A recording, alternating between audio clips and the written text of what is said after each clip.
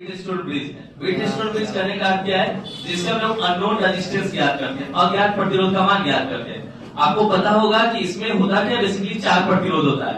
अब 4 प्रतिरोध में आपको पता है कि सब जो होता है फाइंड होता है और एक अननोन होता है। उस अननोन रेजिस्टेंस का मान ज्ञात करने के लिए हम लोग किसका इस्तेमाल करते हैं? वीटस्टोन ब्रिज का।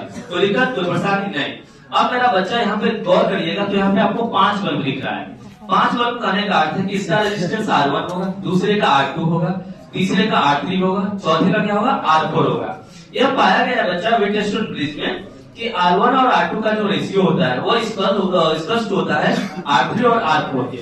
ऐसे वाले सिचुएशन में हम वीटस्टोन ब्रिज को बोलते हैं संतुलित की अवस्था, इसको बोलते हैं बैलेंस्ड फेज। ठीक है जी।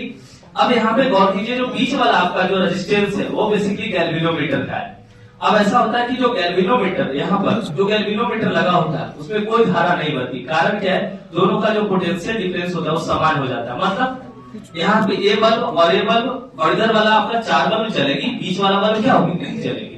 तो इस अवस्था को हम क्या बोलेंगे? वीटस्टोन ब्रिज की संतुलन की अवस्था। ठीक है बच्चा? हो गया? समझ में आया?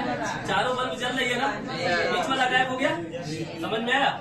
इसलिए यहाँ पे गैल्वेनोमीटर का जो आपका देख रहे हैं कि गैल्वेनोमीटर से जो जाने वाली धारा है वो क्या हो गया? 0 हो गया। मतलब उसका शून्य विक्षेप है। इस सिचुएशन में आप कह सकते हो कि हमारा जो वीटस्टोन ब्रिज है वह संतुलित वीटस्टोन ब्रिज है। मतलब क्या?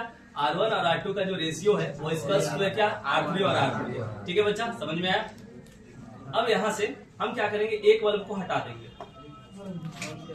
एक बल्ब को अगर हटा देंगे, जलाइए सर, क्या होगा?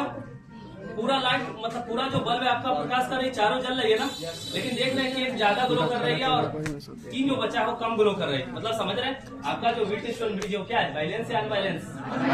बैलेंस। ठीक है सर।